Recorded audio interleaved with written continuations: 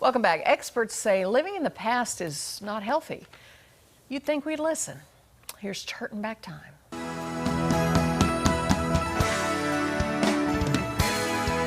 Feel like we're turning back time. Take an aspirin, you'll be fine.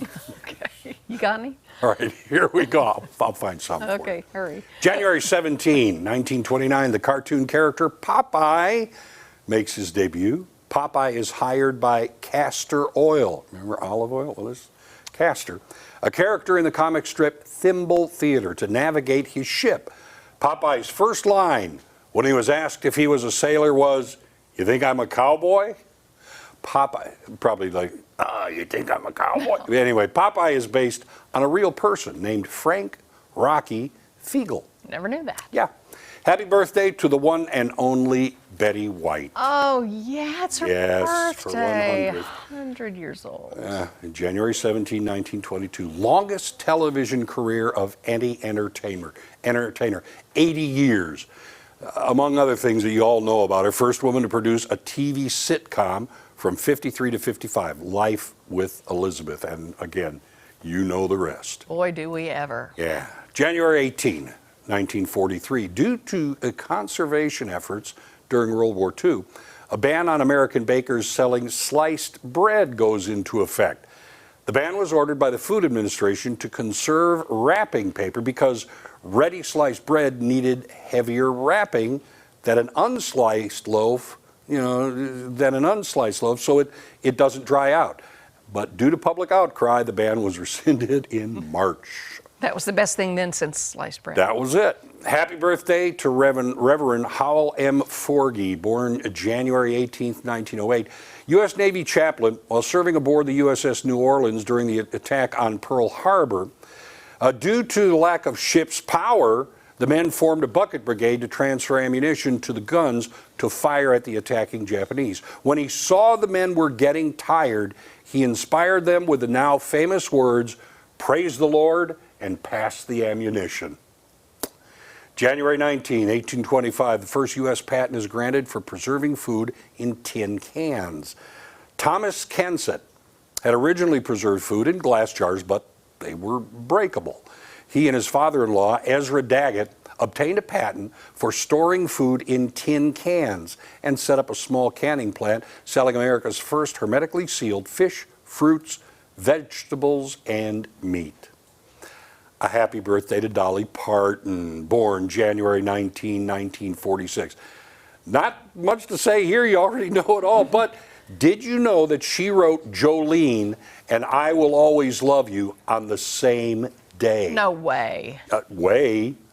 Also, through her donation, it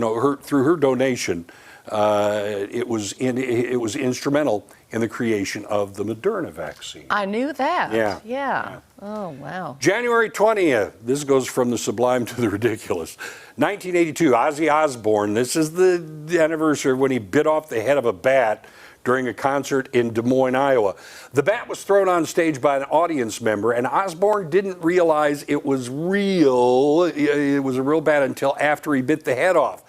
And by the way, the bat bit him, and he had to be treated for rabies. That'll show ya. Yeah.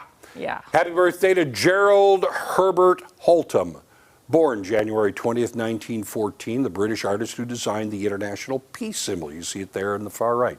In 1958, it is composed of the semaphore flag alphabet letters N and D, standing for nuclear disarmament inside of a circle. Did not know that. Yeah. January 21st, 1954, the first nuclear submarine, the USS Nautilus, is launched.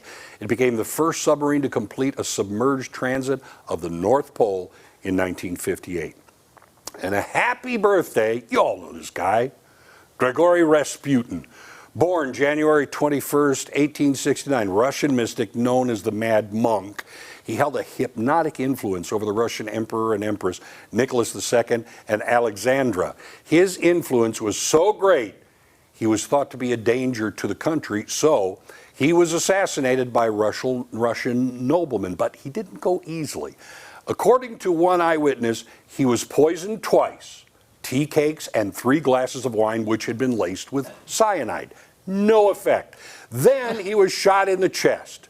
The conspirators then took him to his apartment, where Rasputin suddenly leaped up and attacked one of his assailants. Then he was shot again. Finally, he was wrapped in clothing, dropped into the Malaya Nevka River. He looks angry in the picture. Now we know why. He was always angry. And finally this. Oh, here we go. What do you call a fish wearing a bow tie? Well dressed. I don't know. Sophisticated.